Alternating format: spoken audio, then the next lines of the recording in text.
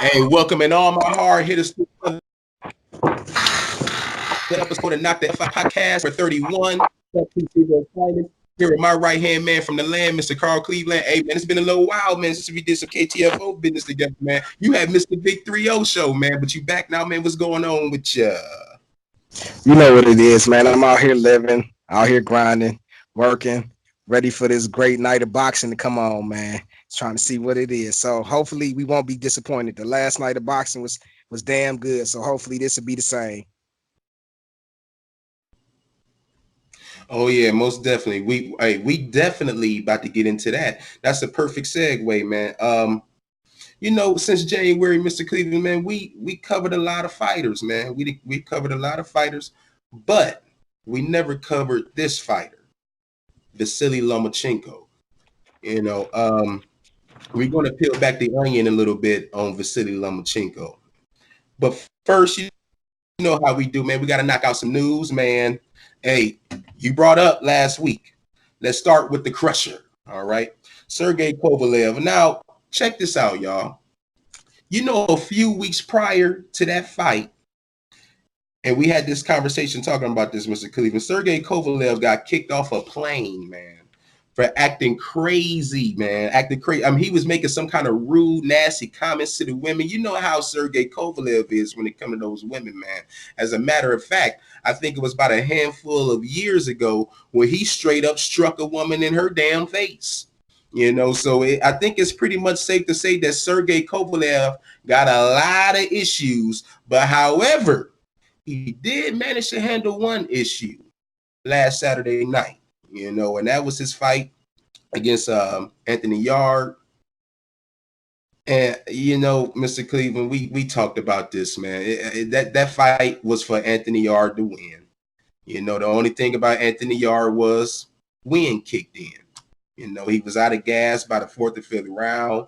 Seemed like he waited too late to go to the body. I mean, if he would have did that a little earlier and would have defended the jab a little better, he definitely would have won the fight. But that was a huge win for Kovalev, man. And that solidified his spot to a big payday against Canelo ducking ass Alvarez. But what did you think about the fight, man, and the whole thing with Sergey Kovalev going off and on and beating the hell out of all these women and talking crazy out of all these women, man?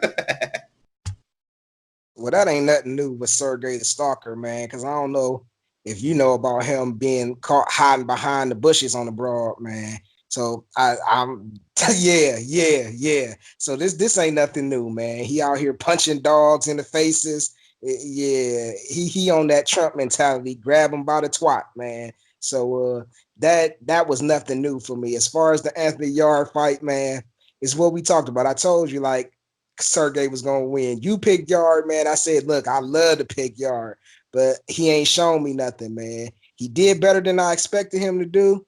He showed up, man. He let me know he a world class fighter, but like we was talking about, he waited too late to go to the body. You say he gassed out in the fourth. I ain't see that. I seen him gas out in the eighth after he damn near had Sergey Kovalev on the ropes, about to knock him out. He beat him so bad in the eighth to the point where Buddy McGirt said, hey, you take a couple more shots like that, I'm going to stop this fight, because Buddy McGirt recently had a fighter who died on him. So he's taking the fighter safety very serious. And what does Sergey do? One thing I can't take away from Sergey, man, I don't like, he's a racist. He's a well-known racist. He's a woman stalker. He's a peeping Tom, but the boy can fight in the ring, man. So I can never take that away from him, man. He responded like a champion after he was damn near out on his feet in the eighth round. He did something like both of us had never seen. And this is how we knew that Anthony Yard was fatigued. He knocked Anthony Yard out with a damn jab, man. I'm sorry, yo, his jab ain't that goddamn powerful that it's knocking motherfuckers out. Not like that. Even though this is KTFO, he ain't knocking motherfuckers out with no goddamn jab. That lets you know the Yard was fatigued, and had Yard gone to the body in the first, the second, the third round, Sergey wouldn't have been there. Stalker Kovalev wouldn't have been able to make it through that eighth round. But hopefully this is a learning lesson for Anthony Yard. Next time he'll come out stronger and be victorious against somebody world level like Sergey the Stalker Kovalev. No, watch that fight, man. His mouth was wide open in the 5th round. Wide open. I said, Jesus Christ, this dude out of gas already? That's what I was tripping on. I'm like, man. Oh, and for the record, too, and I got a witness. Now, I knew Kovalev was gonna win that fight. I knew Kovalev was gonna win just based off of experience. I said Anthony Yarde hungry. He real hungry. But no, man, I knew ain't no way in the hell he was gonna beat Kovalev. I knew Kovalev was gonna get that spot for Canelo. Because I think the boxing guys wasn't going to have it no other way, to be honest with you. But in other news, Maurice Hooker going up to 147, and he said that he is eyeing Bud Crawford. Now I laughed at that part, but you know something though, on the real, man, I like Mo Hook going up to 147, man. I think he'll be a nice contributor to the division. And I think that he can get a couple of huge wins in that division, man. What you think about Maurice Hooker going up to 147? Dude, I hate it. He a McDonald's Happy Meal lunch for the people at 147. This dude is food.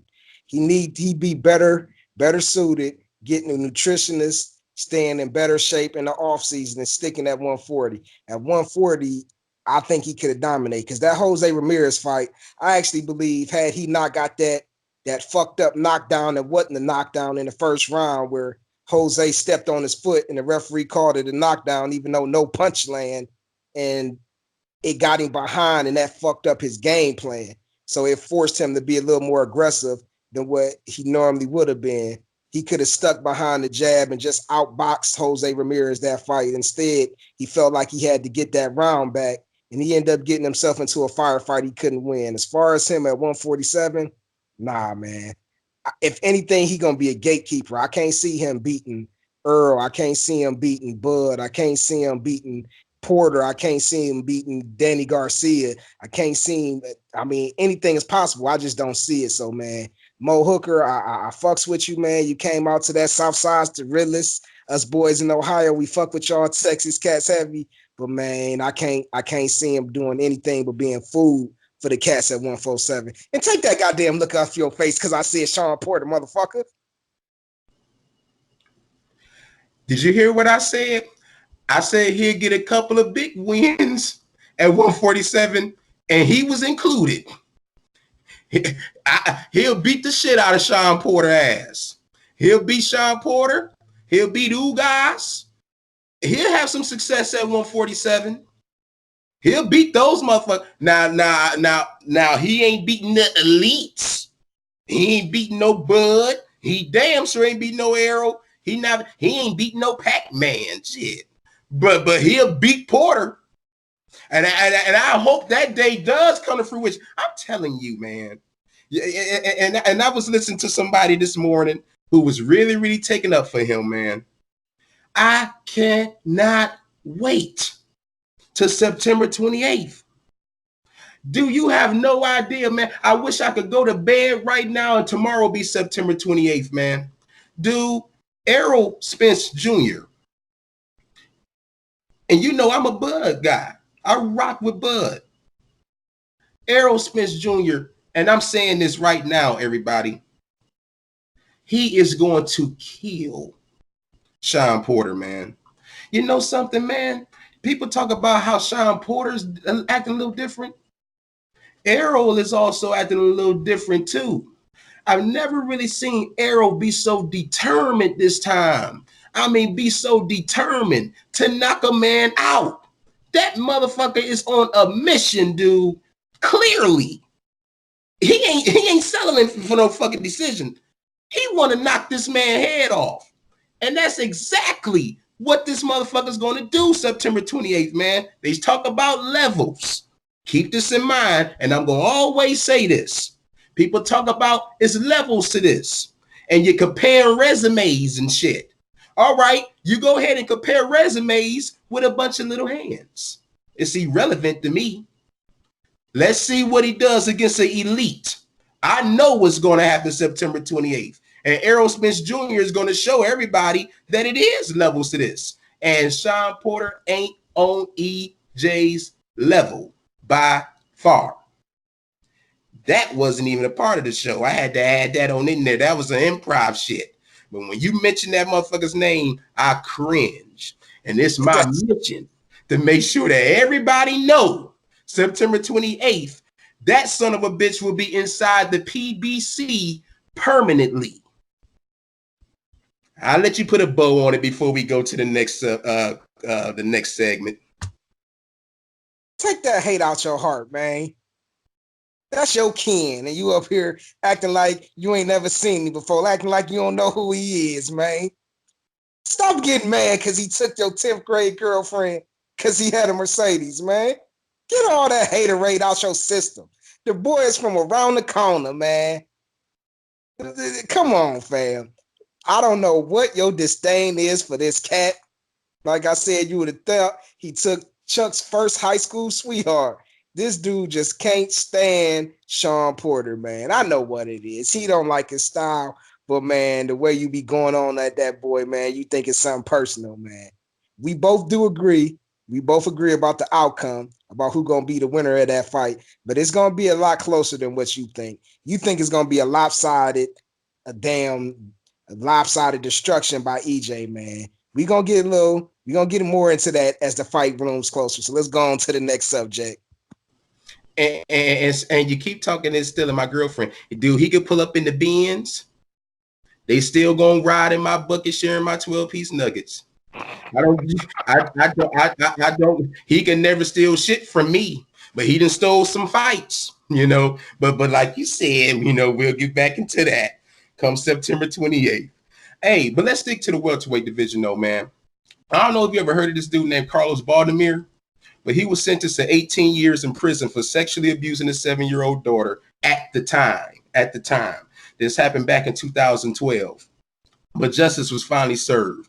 Now, for anybody who doesn't really know this dude, man, too familiar, especially like the casuals, Baldomir was known for beating Zab Judah. He was the one who messed up the fight between Zab and Mayweather. He was the big monkey wrench. Then he went on to fight Mayweather, and Mayweather had just embarrassed his ass. But Mr. Cleveland, did you hear anything about Baldomir? Yeah, man, it was disgusting. Homie need to be locked under the jail for some shit like that, man. I got no sympathy, no remorse for him, no empathy, none of that. He got what he deserved. Like you said, he beat Zab Judah, and he put a monkey wrench in the fight between Floyd and Zab, even though Floyd still fought Zab. But after he fought Zab, he went and beat Carlos Baldomir, like you said, made it not even look close, man. Like the fight between Zab and Floyd was closer than the fight between Floyd and Baldomir, man. So it make you wonder, like, what the hell was going on with Zab to the point that he lost to that career journeyman, to be honest with you, man. So may you rot in hell, sir. Yep. Now, Mr. Cleveland, we've been trolling this guy, a little hard, because of his latest little tactics.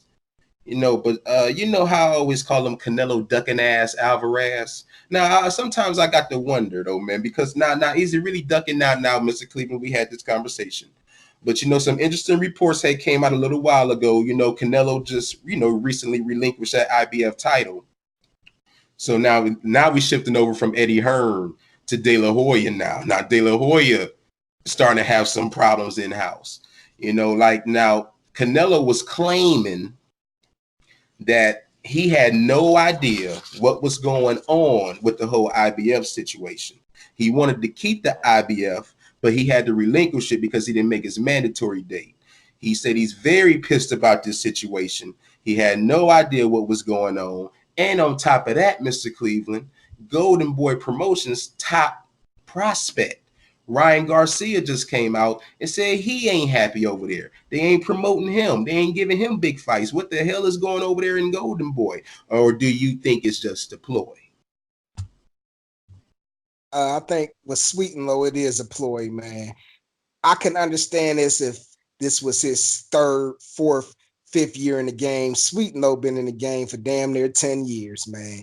So don't sit up here and tell me you didn't know that the IBF wanted you to fight a mandatory. Like you might have been able to fool people on that tainted meat bullshit and while you pop dirty for PEDs. But come on, man. I was born tonight, just not last night. As far as the Ryan Garcia, I think it where smoke is fire where he concerned, man, because allegedly, like he got paid 50,000 for an event that grossed almost $1 million because of him. And he had some auditors come and check that shit out, and he's pissed, man.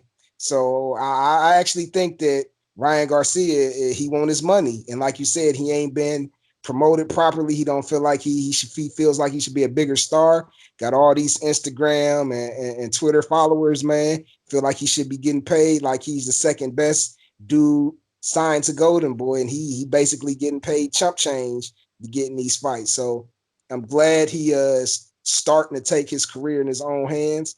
I don't know if you remember a couple years back, he was talking with Mayweather, and you know that got Oscar De La Hoya's panties in a bunch, literally. So he tried to cut that off. But I think Ryan Garcia, if Oscar don't treat him right, when his contract is over, Ryan Garcia's sweet ass gonna be gone. It's funny how you mentioned Mayweather too. It's almost like they're mirroring what they're doing with their top prospects. Because Ryan Garcia is supposed to be the next De La Hoya, but the same thing with Mayweather, not promoting Tank, getting him the big fights. He doing the same damn thing with Ryan Garcia. Hey, this should be a quick one. All right. Adrian Broner retires to make street money. Is there anything you want to say about this, Mr. Cleveland? Honestly, man, I save that for our personal conversation because I feel like I go in on AB too much. But man, you know what? Fuck it. This reminds me, like we talked about this, man. He doing this for sympathy. You remember when we was in school, the cat who couldn't get no girls, so I'm gonna kill myself. I'm gonna go out the window. That's all this is, man. He wants somebody to feel sorry for his ass, man. You not stupid enough. If you smart enough to tell Keith Thurman that, hey, dog, you shouldn't be out at 3 a.m. gambling before the biggest fight of your life. I also think you smart enough not to be up here on some dumb shit talking about you about to make street money. If that's what you was gonna do, you would just do it. You wouldn't let the world know, man. So stop that, AB. Come on, man. You making us look bad. Yeah. I tell you what, though, man. He was talking about how he didn't get paid his money from that Pacquiao fight. But I tell you somebody who did get paid, or at least about to get paid, huge signing over there in Matchroom. Billy Joe Saunders. Billy Joe Saunders just signed with Matchroom. Mr. Cleveland, you know for a fact, I had a good credible source break the news to me about a week prior to it going viral. I think that this is huge, man. This is huge for Matchroom. This is huge for the middleweight division. I think we can get some big fights now. Not that Billy Joe Saunders is over there, man. And I got Billy Joe the favorite in a lot of those fights, man. In a lot of those fights, Billy Joe can go, man. Now will he beat an Andrade or anything? I don't know about all of that. But Smith, I think he'll beat Smith. And I think that could be the fight that they can make over there, man. What you think about Billy Joe signing over there in Matchroom? I don't think it's this huge signing that you think it is, but it's a good, solid UK signing. It's not gonna do nothing in America. You think he campaigning at 160? Nah, man. He at 168 now. He was complaining about not being able to make the weight. So that signing is more for the super middleweight division. And I don't know if it might have been Callum Smith. When he was signed with Frank Warren, they was trying to make a unification bout. And of course, he declined it. No, Callum Smith, I think, declined it. Now it looks like that fight between Callum and Billy Joe could possibly happen for unification at 168. But other than that, I really don't see who it is. He can't beat Sweet Hands. I'm sorry. It would be a good fight. I think it would be a good fight, but he can't beat Caleb Plant, and I can't see him beating David Benavidez, man. So it's a good signing for Matchroom, but I don't know if you noticed, man. A lot of these Matchroom cats is taking L's. So I hope he got his money. That's all I can say, because these Matchroom fighters is on. Hey, yeah, they taking L's all right. Top Rank is beating the shit out of Matchroom. Top Rank is beating the shit out of Matchroom, and that's gonna lead into what we gonna talk about later on tonight. Yeah, man, but you right, man. Eddie Hearn ain't got nothing on the Godfather. Now we were just alluding to Broner not getting paid and people getting paydays. Dude, I don't know what's up with these promoters. Now we talked about Adrian Broner not getting paid. Remember Amir Khan when he went over to the other side of the planet somewhere and fought old man Billy Deal? They didn't get no money. They didn't get paid. And then remember Regis Prograis. I think he almost pulled out of that tournament because they weren't giving him his money. I just don't understand. It's like, come on, y'all. We getting in the ring, man. We putting our motherfucking lives on the line. I think the least you could do is pay me for it. Mr. Cleveland, anything you want to say about that? Yeah, man, these promoters is treating it like it's 1919 and in 1920 and 1939 and 49. It's 2019, man. Most of these fighters have a good team around them to let them know the ins and outs of boxing. They not financially stupid or illiterate like they used to be back in those days when it comes down to their money. Like the Regis Prograis situation. He got Lou DiBella behind him, man. And Lou DiBella is not gonna let him not get paid because supposedly they had an agreement that I think it was the world, whatever the Super Series was supposed to put money in a escrow account so many days before the fight. He was supposed to get bonuses for winning. He said he's been getting paid late. So like you said, that almost stopped the fight, but they got that worked out. And we're going to get that Josh Taylor, Regis Prograis fight.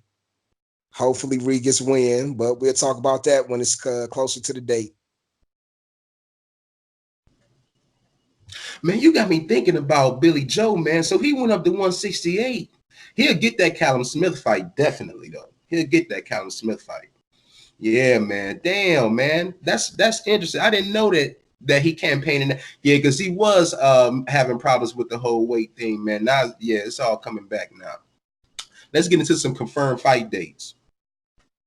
Hot topic for the day, Mr. Cleveland. October 5th, live from the Garden.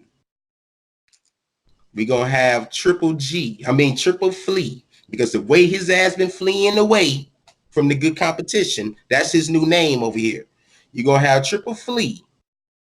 From where? Going up against Deryevchenko. I'll go get it once I'm done. For the vacant IBF title, man. This is the title that Canelo just relinquished, okay? And ironically, this is the title that Triple Flea relinquished to dodge Deryevchenko.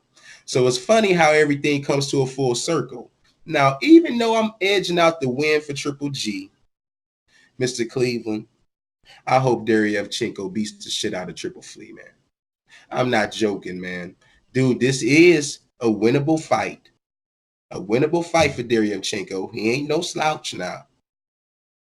I still got Triple Flea winning it. But I really, really hope, man, that Deryevchenko beats the shit out of Triple Flea. Anything you want to say about that? Yeah, I'm right there with you, man. I don't see it happening, but I am rooting for Deryevchenko, man. I think his only loss might be to Danny Jacobs. I got to check to see if he lost to anybody else. He got the talent. He got the youth. It's possible that he can beat Triple G. I just don't see it happen, but that's what I want to happen. Because I need, it's cats that I need to just stay the fuck out the way. He is one of them, man, because he getting in between chasing Canelo like a goddamn prostitute that he horny for. I'll pay you $500. Come on, baby. Come on, baby. No, he don't want you, dude. He felt like he beat you once already. and ain't nobody calling for that fight. That's the shit that really gets me. If it was this big crowd swell and wanting this fight, I could say, all right, then Triple G, go ahead. The only reason your punk ass is trying to fight Canelo is because you want that payday and you don't think you can get knocked out. You don't even think you can win that goddamn fight, man. That's what's pissing me off. That type of shit is stopping the fights that we really want to see from happening. That's stopping me from seeing Charlo fucking Canelo. That's stopping me from seeing Sweet and Low versus Andrade. So it's like, come on, man. Triple G, Triple Flea, as my man Chuck P say, just get the fuck out the way. Yeah, man, you ain't lying, man. Now check this out. Now remember how we had said that Bud Crawford had a fight in October. They pushed that fight back. They pushed the fight back to December 14th because for whatever reason, the Godfather said that he feels like it would get better viewership on that date. But Mr. Cleveland, did you hear about what the PBC got going on that same night? Dude, this is the real hot topic. Mr. Cleveland, you know I love Bud. You know I love Bud. But Mr. Cleveland, the PBC is going to have a double main event with the undercard. Listen to the undercard fight, man. You got Tony Harrison finally defending that title against Jermell Ironman Charlo. That's the undercard fight. But the main event, Julian J. Rock Williams defending against Jarrett Hurd. Dude, how in the fuck am I gonna watch Bud? Dude, we already know Bud gonna beat the fuck out the Mean Machine, man. We know he gonna beat his ass. But man, this might be the one time, Mr. Cleveland, that I don't watch Bud in the fight.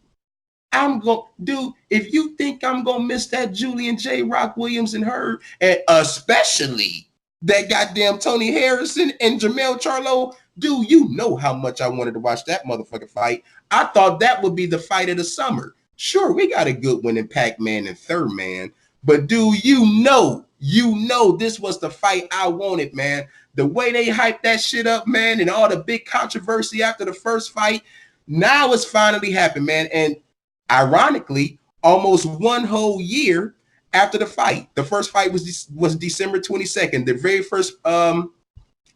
very first show PBC had. Now it's December 14th. Dude, I cannot wait for that fight, man. And I'm so happy that they got both of those fights on one card. And as for Julian J. Rock Williams and Hurd, man, dude, we saw that goddamn fight, man. We saw how good that fight was. We saw the birth of a star in Julian J. Rock Williams. Dude, he had an exceptional fight, man. He looked great. He was stronger than Hurd. He bullied Hurd. I never thought I would see Hurd look like that, man, in the fight, man. Dude, what a fight that was. I cannot wait for December 14th, man.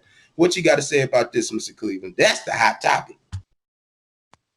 Man, look, this goes back to what we've talked about before. Bob Arum does not know how to promote black fighters. He says he switched it to that date to get more viewership. That makes absolutely no sense because, for one, it's not like Terrence Crawford is going to be fighting on regular ESPN because that's something they never do with Terrence Crawford. They always put him on ESPN Plus, and sometimes they make it an ESPN Plus pay-per-view. Number two, that other card is going to be on free TV, and like you said, the night of the rematches, you got Hurd versus J-Rock rematch, and you got Charlo versus Harrison rematch. Both fights that was good fights. First, Hurd and J-Rock fight, man, we both got that wrong. Hurd showed he had more dog than, not Hurd. J-Rock showed he had more of a dog than Hurd. He beat him. He walked him down. He beat him at his own game. Beat him on the inside. Knocked him down. Just beat him in his hometown. That's what made it even worse, man. And Charlo Harrison, same thing happened with Charlo, where he ended up losing, even though I thought he won, but he lost in his hometown. Harrison, it was a good fight. We waiting for this rematch. We both Bud fans, even though I got EJ over Bud. any other fight Bud is he in, I'm picking Bud, man. I'm rooting for Bud to win.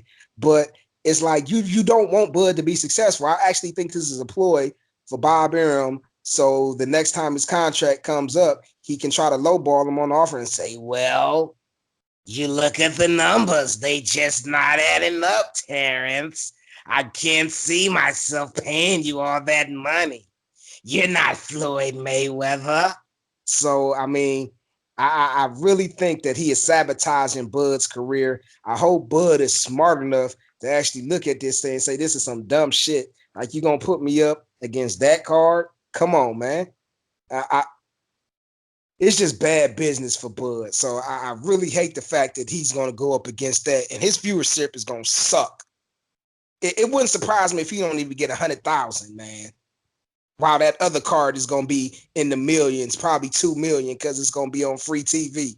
And you know I fucks with Bud, man. I just don't like how he getting done like this. But he got to take responsibility.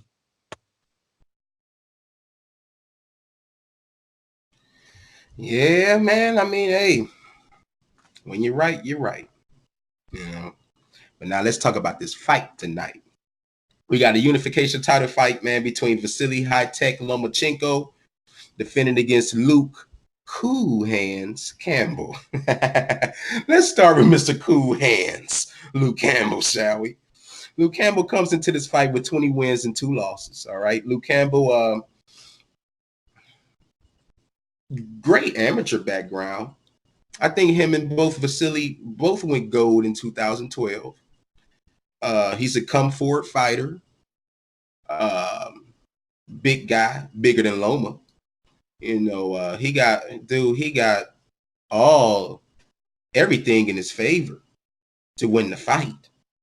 You know, I mean, he's bigger, taller, longer. Let's just see if the skills play in.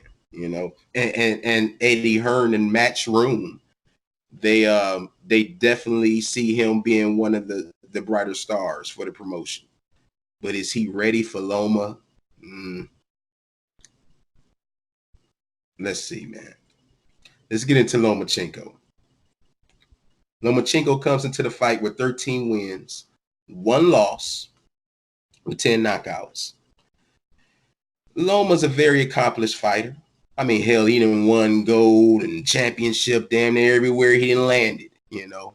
Amateur record, stellar amateur record. A lot of people have him at pound for pound number 1. I don't personally. And I can remember once upon a time, now this is where I peel back the onion on Loma. I can remember once upon a time when you asked Lomachenko who was pound for pound number 1, even he said he wasn't. Mr. Cleveland, you know he used to always give that high praise to who we just got done talking about, Bud Crawford. But if you notice, it's kind of been a little heel change in Loma, man. He actually said out of his mouth, I am number 1 pound for pound now. Now, really, Lomachenko? Really? I don't think so, brother. I'm going to be honest with you. We troll this dude a lot. Canelo ducking ass Alvarez. Dude, I don't think you accomplished more and should be above him on the pound for pound rankings, let alone Bud Crawford, a dude that is undefeated with no losses, with way more fights than you, unified a division. The only reason why I could think that he would say some shit like that is because maybe he's looking at Bud's competition as of late. You know, the likes of Benavidez, Jeff Horn, Amir Khan. Hell, and Lomachenko probably said, shit, I could beat them. So I don't know if maybe the level of competition Bud had and Max Kellerman blowing smoke all up your ass and everything like that. I don't know if that then got to your head or whatever. But dude, you good? Do you have skills? Hell yeah. Great footwork? Hell yeah. A wizard in the ring? Hell yeah. But are you better than Bud Crawford? Hell no. Hell no. Nowhere near close. Okay. Now, I'm not hating on Loma. I like Loma. Loma got skills to pay the bills. Look, there's no hate. But the thing is, man, bro, before you go out here talking about how you pound for pound #1 and all that other shit, dude, who the fuck have you beat? Who the fuck have you beat? You know what I mean? You done had you a couple of good wins. But I mean, shit, dude. Your fucking record isn't stellar, not professionally. So I definitely don't agree with the whole pound for pound #1 shit when it comes to Lomachenko. Mr. Cleveland, is there anything that you want to say about this before we get into the predictions? I don't take anybody who has him pound for pound #1 serious. Loma is a hype job, and a hype job not in the sense that he can't fight or he don't have no skills, but when you sit up here and tell me, as Bob Arum said, he's the best fighter since Ali, I can't take you serious, man. And like you mentioned before, Loma was giving credit saying Bud is the pound for pound #1. Now he's saying he is. Come on, dog. You had an opportunity when people was talking about you fighting Bud, and you know what your daddy said? Your daddy said that would be suicide for you to go up to 140 and fight Bud. Both of us have Bud right now, #1 pound for pound.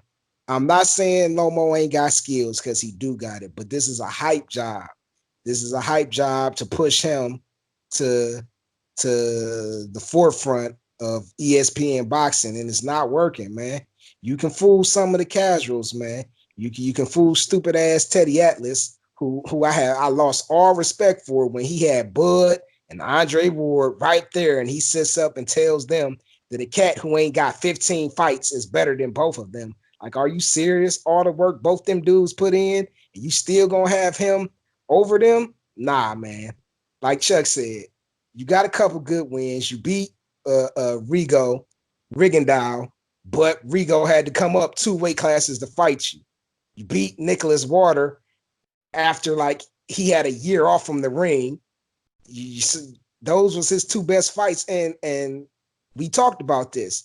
His loss was to a journeyman in Orlando Salido, and if you notice, he never fought him back. He never rematched it, and not to mention that he's never even fought that style again. That rugged, come forward at all costs. I don't care what you're doing. I'm gonna bang you in the hip. I'm gonna hit low blow you. I'm gonna hit you behind the head. He ain't even fought nobody like that for me to see that he can even beat that style. And for you to say he's pound for pound #1, man, you must be doing the dope.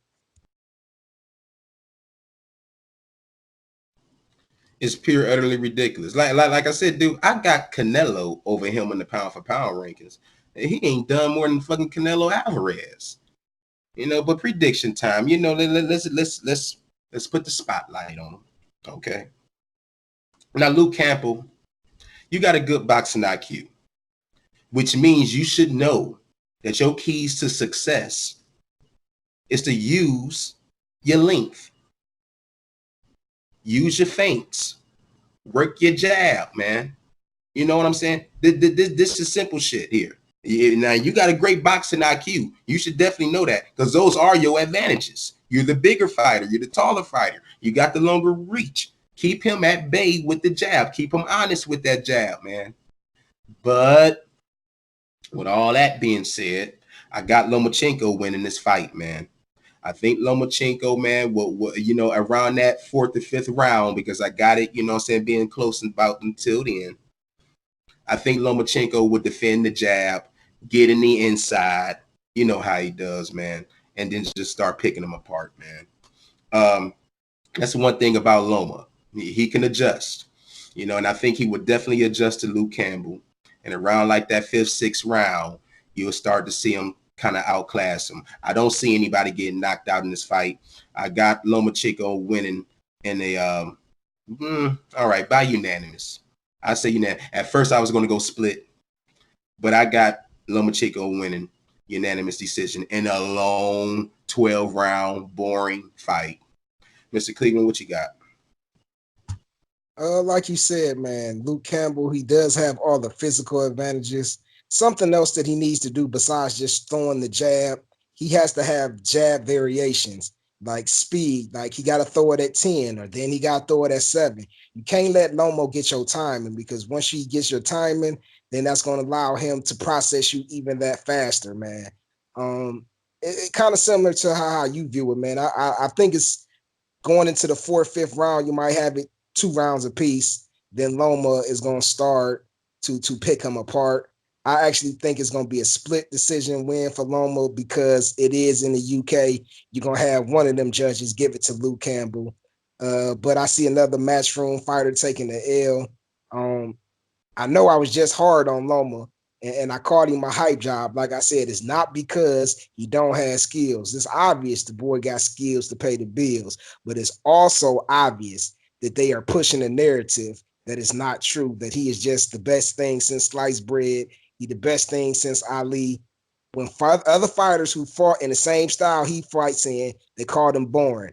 Mayweather was a defensive, slick fighter who made a living off counterpunching later in his career. They said he's boring. He's boring. Loma does the same exact shit, and he's the Matrix. I just need y'all to see the difference in how they promote one versus how they promote the other. And like I said, not saying Loma ain't good. Like, the boy got skills, but don't tell me something he ain't, man. Y'all trying to sell me a dream, and I ain't buying it. I got Loma winning. He should outclass Luke, Sweet Hands, whatever he called himself, Campbell. But Luke Campbell does have the physical advantages to make this fight interesting. Oh yeah, man. Going back, man. There's no hate to Loma, man. Dude, and people and a lot and much respect to Loma when it comes down to the other fighters. Even Luke Campbell respects the hell out of Loma. You know what Luke Campbell was doing, man? Luke Campbell, I don't know if this is a smart idea though, but Luke Campbell was sparring 3 people at the same time to get ready for Lomachenko because of the movement and the angles from Loma. Those angles, man, he move around you, man. It feel like your ass getting hit by 3 people. You know what I'm saying? That's just how quick and the skills that he got, man. That's why I said ain't no hate with Loma, man. You know what I'm saying? The boy cold, but he is not pound for pound number 1. I want to thank each and every one of y'all, man, all my hard hitters for sitting back, man, and checking this out, man. Knock the F Out Podcast 31 is in the books, man. You know how we do it. You know we going to have an after party. Oh, got to let y'all know. If you don't know, this fight is happening at 4 o'clock p.m. Eastern time. 4 o'clock p.m. Eastern time, as you know, they over there in the UK. They're across the pond. So it'll be 4 o'clock Eastern time, man. Make sure you guys check that out. We're going to have an after party show tomorrow, right after the fight. So stay tuned for that. You can follow me on Twitter at ChuckP216. Get a leg up on everything that I got planned in the store for KTFO. As a matter of fact, I might as well break the news now, man. You know something, man? You know, sometimes how you have a long hiatus, man, between big fights. KTFO over here, man, we got to stay busy. So what we getting ready to do, we getting ready to debut a new show called KTFO Info. It's going to be a show, man, strictly about boxing news. We really don't like covering, the likes of the Eddie Hearns and the Anthony Flopshaws and the Tyson Furies and all that. But on KTFO Info, whatever goes down with those guys, we will cover them in a trolley kind of way. It's going to be a fun show, man. Nice, a good show, man, to get caught up on all the boxing news. And we will be debuting that probably the second week of September, because, you have a fight here, then you don't have another big fight for another whole month. That's just too long of a drought, man. And, we got to stay busy. And I feel like that's the perfect show to give to you. So Chuck P. C-Ville's finest, Mr. Carl Cleveland, we up out of here, man. Enjoy the fight. We'll catch you for the after party show tomorrow.